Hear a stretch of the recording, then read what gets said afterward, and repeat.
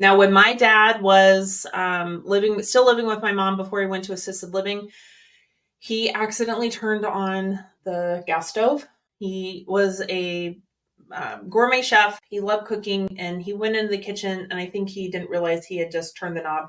So the gas was running, and I came to their house, just happened to come by that day. I could smell something. I could smell gas. The safety wasn't there anymore. Hi, everyone. I'm Lexi Calise. Do you feel the squeeze of caring for an elderly loved one and school-aged children? Then welcome to the Sandwich Stories. Let's dig in. Hi, everybody. It's Lexi Calise with Sandwich Stories. I have a guest today. This is Stephanie Duke, and she owns Stephanie Duke Resources, and she's had 30 years of senior living. I can't believe it. That's amazing. I know. I'm sure it's younger, right? You do. You look amazing. Thank you. Thank you. I'm sure it has come a lot of changes through the years of senior living. Yeah. And she has all the resources. So she's able to help people with their loved ones and help them find the right fits for them, whether it's going to be assisted living, in-home health, independent living, all the things that we talk about here. So Stephanie, tell us kind of a quick synopsis of your company, and then we can get into some more details. Okay. So what I do is a lot of times families will call me based on a friend of theirs said, I know you're having trouble with your mom or dad, and you should give my friend Stephanie a call. Mm-hmm. So they'll call me and say maybe their mom has been falling down, mm-hmm. or they've noticed mom is not keeping her house clean like she used to, mm-hmm. or mm-hmm. It looks like mom's forgetting her medications or different things like that. Yeah. And so I'll just kind of talk through some scenarios of what have you noticed? How long has this been going on?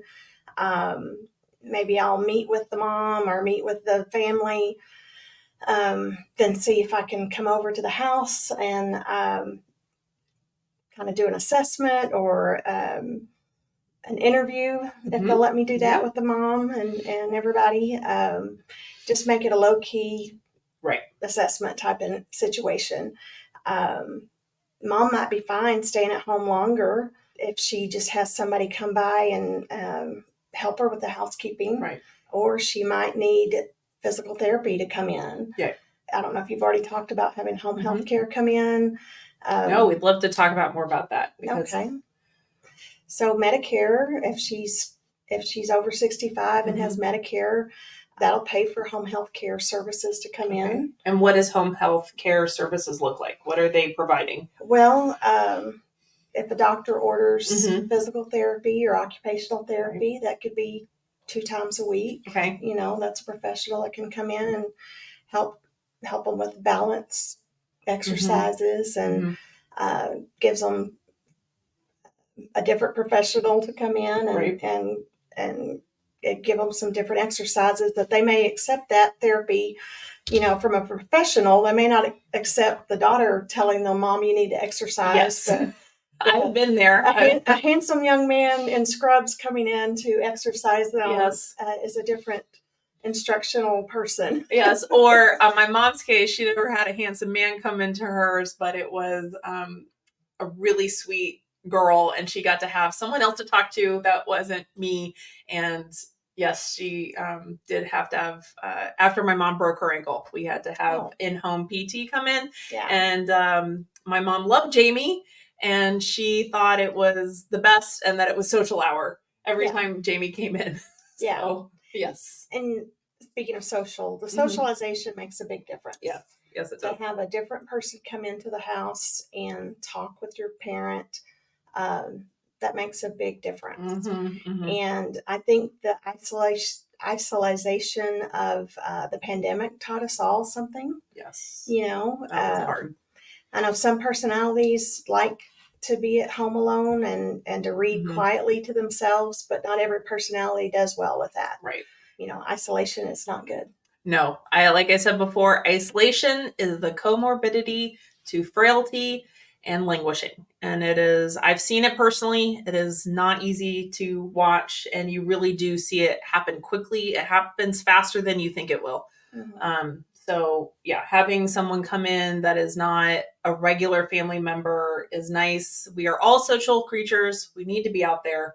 Yeah. And if you can't get out there, have people come in and to be a new face. Yeah. So home health care that's paid for by Medicare is great. It's just not a long-term paid for benefit. It does have to end at some point. Unfortunately. Right. There's non-medical home care services that you can pay for privately. And there's a lot of great companies out there. Right. I have a lot of good resources for that. Now, are those people providing maybe things around the house, or are they maybe helping out with bathing? What are they helping out with? All of that. All of it. Yeah, Okay. it's whatever you need them to do. And they're the agencies are trained and, insured, bonded, and they train their staff. And now if you hire a private caregiver, you're liable for if they get hurt on the job or if they call in sick, then it's on you to find somebody to replace them. But, usually you pay less per hour if you pay somebody privately. But if you do go through an agency, then it's on the agency to help that person if they were to get injured on the job. Right. So you have to factor that in. You get what you pay for. And then is there a minimum hour that the agencies versus private are looking for? Sometimes some agencies, it depends. You just have to interview the different agencies on what they offer. Some require a 2-hour minimum or 4-hour minimum. Okay. So I have a variety of resources, but some are a minimum stay required. But yeah, there's lots of different agencies out there, especially in the DFW Metroplex. I'm sure in the more remote areas, you're probably limited, but in DFW, there's probably over 700. Wow. Yeah. 700. That's a lot. I didn't even know there were that many. That's amazing to me. Oh, yeah. And do you find that there is a large difference, a wide ranging difference when it comes to the quality of care? If there's 700 agencies out there, is that, or do they have you seen them all kind of be on the same level? Like, you just need to interview just the interviews and go word of mouth on who you would trust. And your mom's personality or your dad's personality.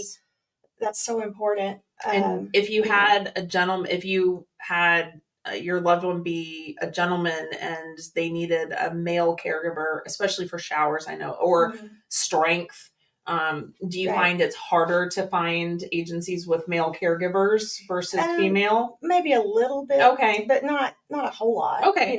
They're out there. They're out there. Yeah, they're out there. It's just, sadly, it's the stereotype that you might not see them as often. So I didn't know if it was so hard. If it was harder to find. No, it's really not. Okay. Yeah, they're out there.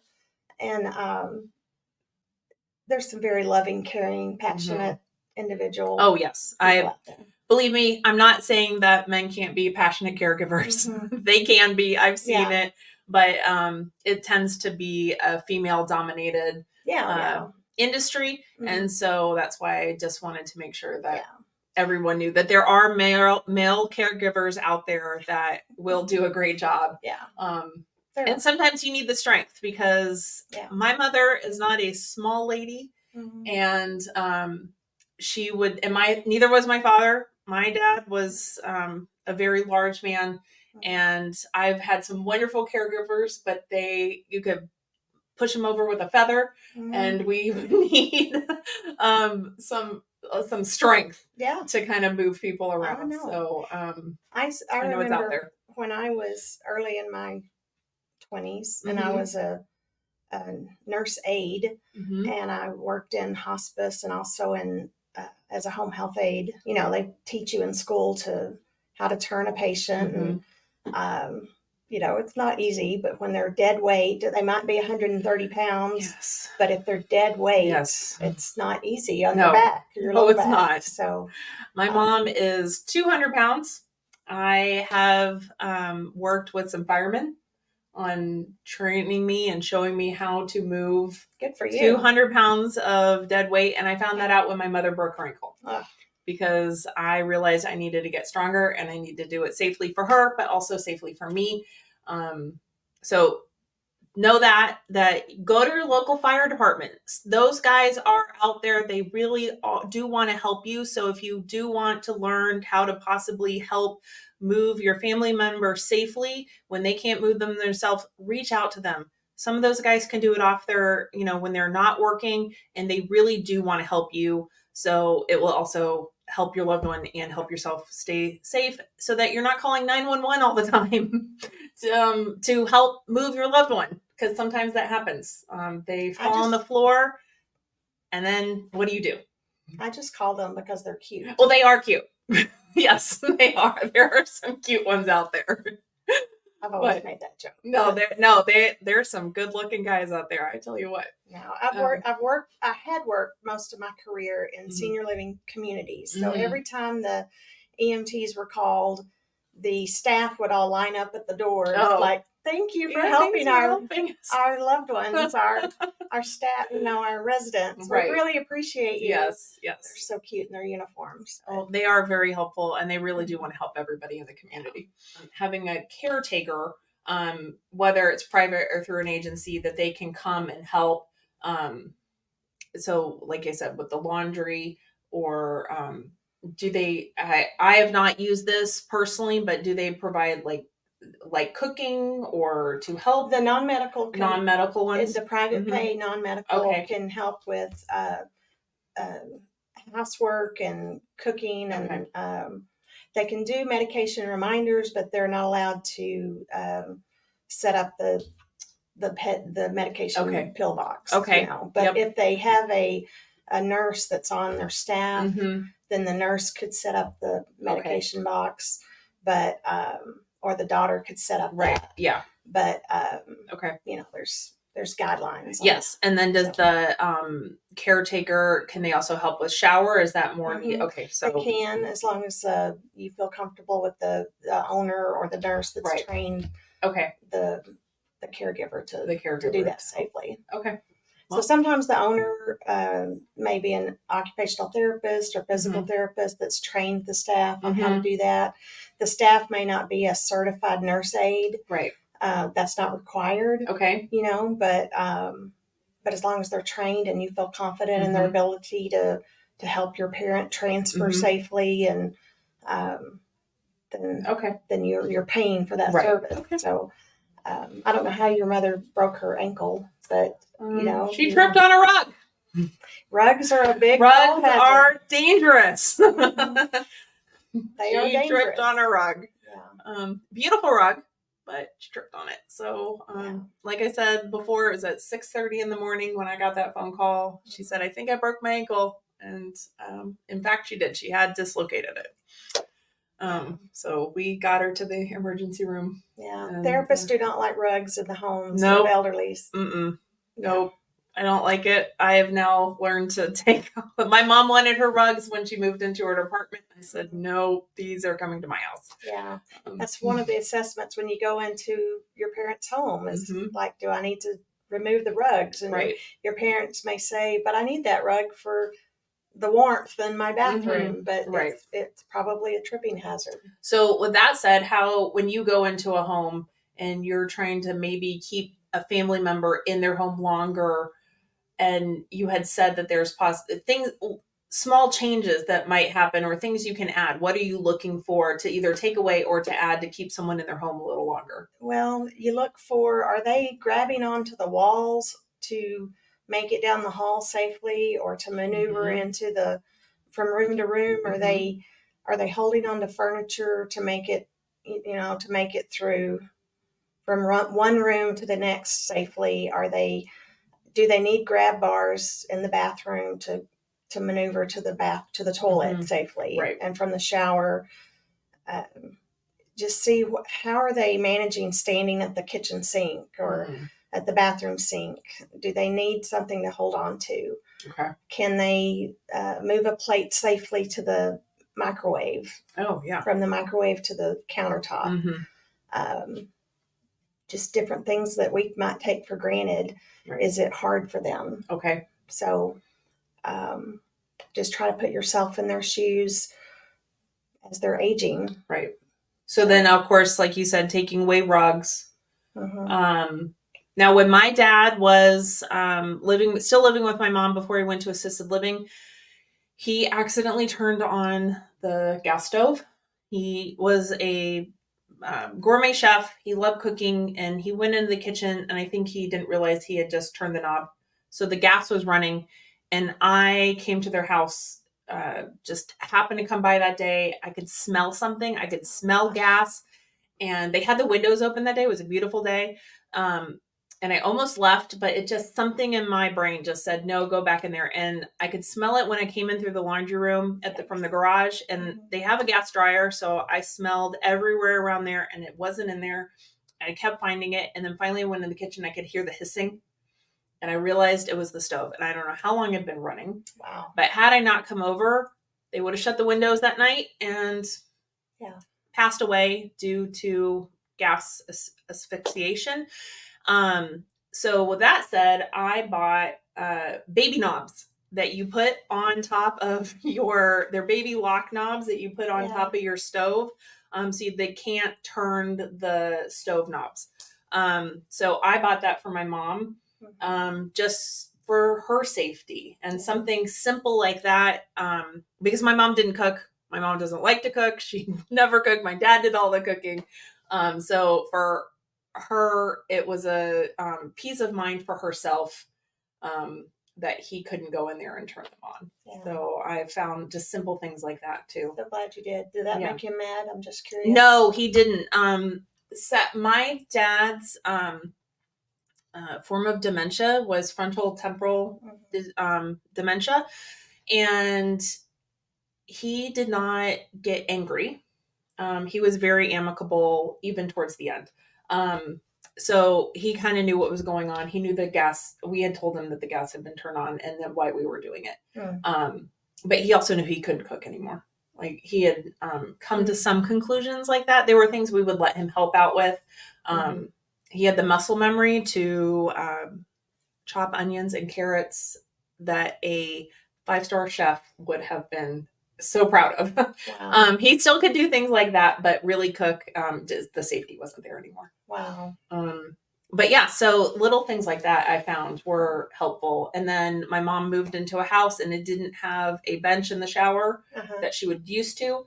And I had a gentleman come in and install a shower chair that was so that she could be safe in the shower too. Oh, okay. So things like that I was able to find and help, but I don't know if you find those kinds of things helpful for your so clients. I have a couple of handyman names that I collect over that's nice. over time, and I share those with people, and I think I was telling you previously too, I had a daughter reach out to me that her mother has been blind for a long time, and they have a private caregiver with her 24/7, and they were thinking about moving her to a facility. Right. But I really felt like it was in her best interest to keep the caregiver and the situation they were in with that one-on-one situation would be better instead of moving her to a strange facility. Yeah, that would be hard. I just know that the facility would not be able to manage her the same level of care that she was used to getting, with the one-on-one. Yeah. Because in a facility, the way they're set up, the caregivers, they're stretched to provide care to 10 to 15 residents. Right. One caregiver for 15 to 20, honestly. Yeah. In most facilities. So your loved one does need to be fairly independent. Right. To be honest. So yeah. No, and then someone that she knew, she was comfortable with, and being blind, that's important. That and that daughter's situation was different. I mean, they were living with a family member, was a reason they were wanting to make a move. They weren't upset with the caregiver or anything. Yeah. So, they had a good thing going. Yeah. It was just, they were just wondering if they would be better served in a facility. So with that segue, so assisted livings. Let's talk about those. That's something I know because we are now in 2 different assisted livings. Yeah. But so when you go into an assisted living, when you're going to do a tour, when you're looking at all the different levels of assisted living, because there is a large difference, whether it's size, cost, location, abilities that they provide. What are you looking for to say, yes, this is definitely someplace I'm going to recommend versus someplace this is on my no list? I like the really fun ones, you know. Okay. Yeah. The ones where they've got a lot going on, the activities. I've always loved those really fun activity directors that have the calendars that are jam packed full of stuff. I love it when a retirement community company has the understanding that it would be really nice if we have activities on Saturday and Sunday. Yes. Too. Oh gosh, yes. Oh my gosh. If my mom, on poor mother, on Sunday at her last one, as lovely as they were, there was nothing. Yeah. I mean, they might play the Cowboy game or the Rangers game, but if you don't like baseball or football or any sport, it's really boring. Yeah. I don't know. After spending half my life in senior retirement communities, I just know that activities or a schedule of things going on are really important. Yes. And if they can involve the residents in either planning the activities or providing some input in the calendar, I think that's huge. Yes.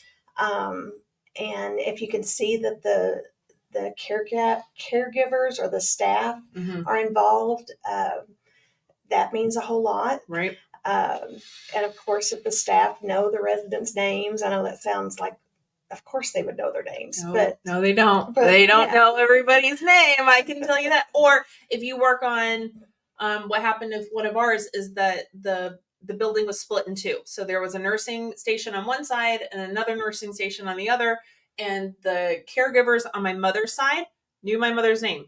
The people on the other side didn't know my mother's name. So it also depends, and sometimes you got them to rotate and they so they could know everybody. But a lot of the times that is their side and they know those people and they know their ins and outs. And if they have to fill in for somebody else on the other side, it's going to be a hard day. Yeah. So that could also be like if a community building is too large, it can be hard to manage. And so I've kind of got a bias towards communities that are too big. Yeah. Yeah. So that might be my own little personal opinion. No, but yeah. So what is too big? I don't know. That's my thing.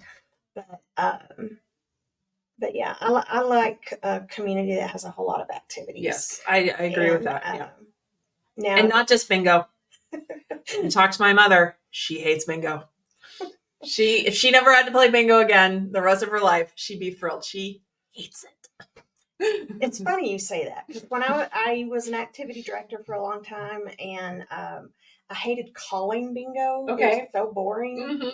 And I would get volunteers to come in and call bingo. And so that helped a whole lot. Oh, I'm sure. And then I could, during that time was my planning period, like a teacher, nice. I would use that as planning time. Oh, that's nice. But yeah, I loved trying to have activities scheduled at the same times at different rooms of the building. And that was like a cruise ship where I did have residents complain that there were too many activities to choose from. Oh, that they had to pick? That they had to pick and choose and miss out on some things. That happens sometimes. But that's a good thing to complain about, I think. Yeah. But that was independent living. That's a whole nother, that's different. That's independent living. That's really different. But if in assisted living, they tend to, in my experience, they tend to have one activities room. They have one director. The activities tend to be the same over and over and over and over again. Sometimes you get some residents who move in that bring in something new. They want to try things and it works out well. One lady at my mom's last assisted living, she lived there with her husband. She moved in. She needed some care, but her husband really needed the care. He was double amputee. He was a very large man. He needed the help. So they lived together and she was very much the crafter and some beautiful things where she would submit things to the state fair, like quilting, very, very high end crafting, not, you know, not popsicle sticks, not Dollar Tree. No, not Dollar Tree crafts. Okay. But so she started twice a month, kind of a crafty sharing thing. So you would bring in things that maybe you've done or that's super special or things like that. So she would bring in quilts. My mother was into was a sewer, a quilter, needlepoint, and cross stitch. Wow. She could do everything. She made my own clothes for a very long time, which when you're 12 is not cool. No. I can tell you that. No, I wanted the coolest pants, and my mom said, "Oh, I have the pattern for that. I'm going to make them." I'm like, "Oh, no. Don't make those for me." Yeah. And she's like, "There's no difference." I'm like, "There's a difference." Yeah. So that was kind of what I had to go through. Well, so she was able to bring in things that I still had at my house or she hadn't hung up on her walls. She did a series for my dad of Cajun food, and it was these beautiful cross-stitch setups, vignettes almost of like red beans and rice, jambalaya, crawdads, you name it. And so she would bring those in to share that she had done, or she could needlepoint. I don't know how to needlepoint and how to cross stitch. So I would bring her pillows that she had needle pointed and things like that. So that was really fun to have someone come in and bring that, because the activities director had never thought of doing something like that. And some people just brought the same things every time, but they all looked at it and they all had a great time. And it was fun. Well, that's good. I think sometimes the director can get in a rut or assume that the residents aren't able or capable of doing advanced things. So that's good. You know, if they can incorporate residents or new residents to bring in something that they used to do, that's good. Yeah. So I would look for things like that. Like, how can we get mom back or dad back into what they used to do? You know, and bring them joy again. But yeah, I like to look for things like that, and I like to, you know, of course, you have to find out the budget. That's huge. Budgets are huge. That is a make or break in a lot of things. Budget.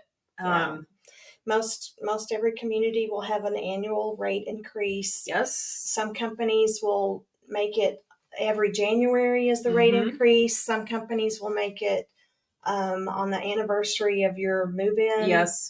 Yes. So those are questions you have to ask, you know, before you decide to move in. Right. Also, if they do that, they're supposed to give you a 30-day notice that the rate increase is going to go up. I've had it before where they've given us that, and I've had it before when they told us 2 weeks and it showed up on the bill. So I've had both. I've had it. I've seen it. And that was because one was with one company, and then one was when they sold it to another company and they messed up and they had to put out an email saying, "Sorry, we were supposed to give you 30 days, but we gave you 2 weeks notice. But tough cookies, you still owe us an extra $500. So we've had to do that. So I've been there for that too. That was a big jump. That was a big jump. $500. Wow. It was a large jump. And like you said, budget. People budget for this. This is something you're budgeting. You can, you give us, I can only speak to what the amount I've paid, or my mother has paid with her long-term healthcare insurance, which was a high rate, a very high rate. And that included room and board and level of care. And level of care also determines your monthly rent, because as you progress and you need more care, the level of care goes up, which also, in my mom's last location, pretty much every level of care went up by $400. So every level of care, so level 1 care might be $475, and then you're going to go to $875. So it kind of went up that way according to what her needs were.